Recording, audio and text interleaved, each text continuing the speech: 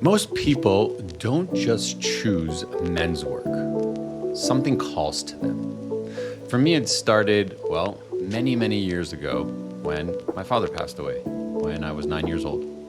For me, not having a father around consistently meant that I had to figure out what life was, how to be a man on my own.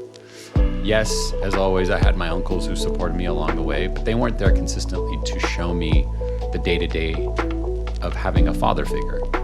So I didn't really have a role model. I grew up with my mom and sister, so I had to figure out my own way.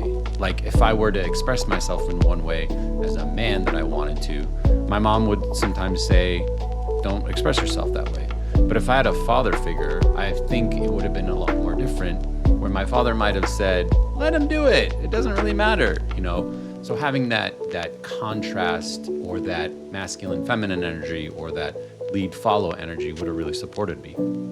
And so why I'm doing men's work now is I really want men to know that they have somebody there as a guide to support them, that they're not alone. Maybe what ways they can improve in terms of how they're showing up in their day-to-day. I think the main things that I really, really want the men out there to learn is that you can shift your mindset. Like if you're doing something that doesn't really work for you, you can shift it. Emotional intelligence, I think that's so important for men to learn.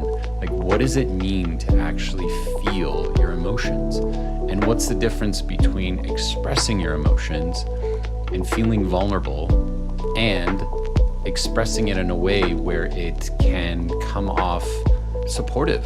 So you're expressing in a really, really, grounded way.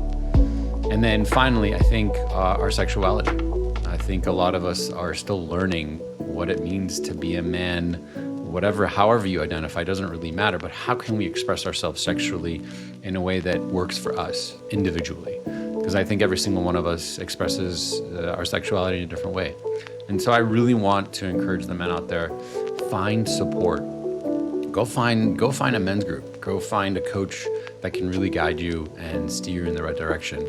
And if you need support and guidance, I'm here. I'm in the process of launching a men's group, also do one-on-one coaching.